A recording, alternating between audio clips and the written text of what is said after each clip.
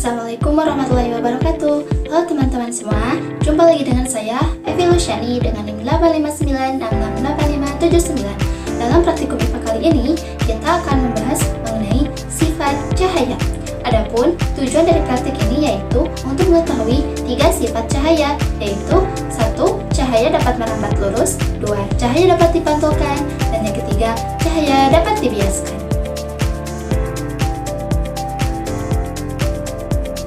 Adapun alat dan bahan praktik yang digunakan yaitu kertas, penggaris busur, penggaris panjang, kardus, lilin, lensa cembung pada loop, lensa cekung pada senter, senter kecil, dan buku praktikum IPA.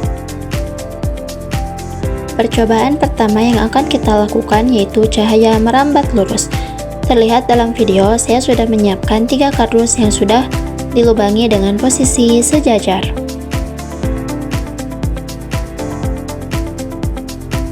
Setelah kita menyalakan senter dan mengarahkannya ke lubang pertama, perhatikan hasilnya ketika semua lubang pada ketiga kardus berada dalam satu garis lurus, di mana cahaya dari senter dapat melewati semua lubang dan terlihat keluar di sisi depan kardus, berkat cahaya tampak jelas dan lurus. Percobaan kedua mengenai hukum pemantulan. Dapat kita lihat, cahaya yang datang pada sudut 60 derajat maka akan dipantulkan pula dengan sudut 60 derajat pada cermin. Lalu, pada sudut datang 70 derajat, pantulannya juga membuat sudut 70 derajat terhadap garis normal. Dan yang terakhir, yaitu sudut datang 90 derajat menghasilkan sudut pantul 90 derajat pada cermin. Sifat bayangan cermin datar. Coba kita amati sifat bayangan pada cermin datar menggunakan lilin. Saat lilin diletakkan di depan cermin datar dengan jarak ukur menggunakan penggaris yaitu 15 cm, maka akan terlihat bahwa bayangan lilin juga berada pada jarak yang sama di belakang cermin.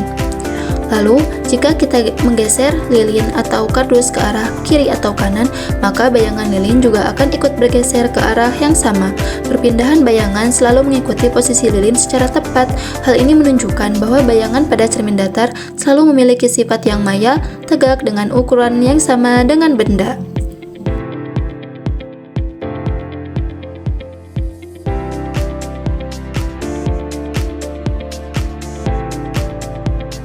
Pemantulan pada lensa cekung. Dapat kita lihat bayangan yang dihasilkan lensa cekung terlihat menyebar dan tidak dapat ditangkap jelas pada layar. Bayangan bersifat maya, tegak, dan lebih kecil dari benda.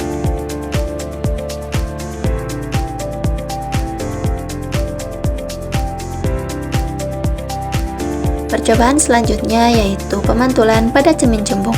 Dengan bantuan loop, terlihat bahwa setiap sinar yang datang akan dipantulkan seolah-olah berasal dari satu titik di belakang cermin yang disebut titik fokus maya.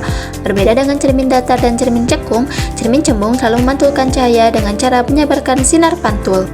Percobaan selanjutnya yaitu pembiasan cahaya.